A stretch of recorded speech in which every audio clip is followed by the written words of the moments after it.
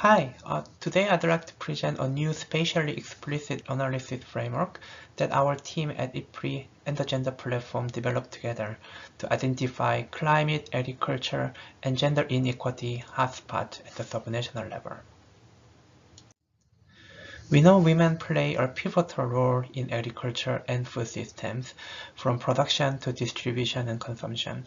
While women make up a large proportion of the agricultural labor force, they are faced with various vulnerabilities such as limited access to key resources like land and labor, agricultural input, and financial services, as well as other restricting social barriers that impact their adaptive capacities.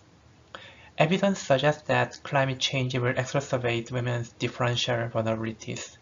More research is needed for countries to develop strategies to empower women to manage the risks. However, there is limited sex disaggregated data to support such interdisciplinary research. Hence, our methodological research contributes to the identification of subnational climate, agriculture, and gender inequity hotspots based on high-resolution spatial dataset.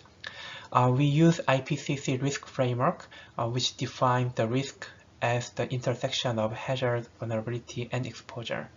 Similarly, we define the hotspot as the area where gender inequalities are persistent and may get worse under climate change.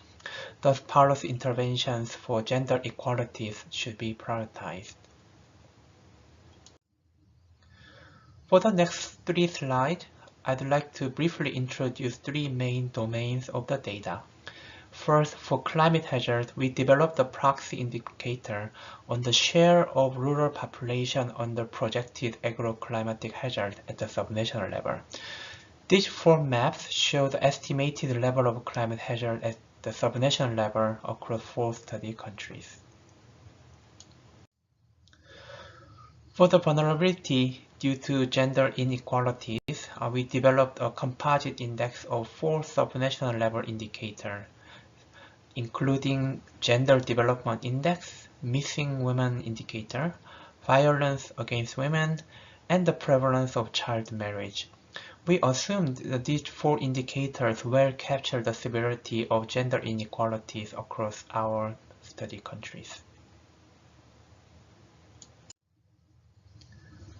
For the exposure, we used the subnational level labor statistics data from the International Labour Organization, which estimates the share of female labor participation in the production of 6 categories of commodities. These 2 maps show the example of this data in Bangladesh, showing very different patterns of women's participation. We assume the higher percentage of women participating in specific commodity, the higher exposure to the overall risk. Then we statistically reduce the dimensionality of this indicator from 3 domains to come up with a composite index using the principal component analysis. These maps show examples of Bangladesh for 5 commodity categories at the subnational level.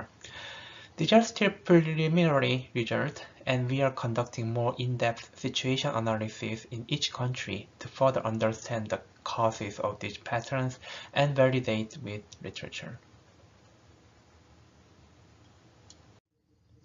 I'd like to conclude this presentation with the following remarks.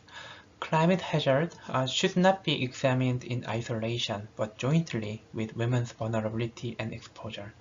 The different vulnerabilities, such as climate hazard, women's exposure to climate hazard, and women's vulnerability due to gender inequalities, overlap each other in complex ways specific to the location and context. The development of a climate, agriculture, gender inequity hotspot mapping methodology can help the identification of high-risk subnational areas where the vulnerabilities most acutely converge. We hope this analysis can help policymakers target gender and climate-responsive agricultural policies. Thanks for your attention.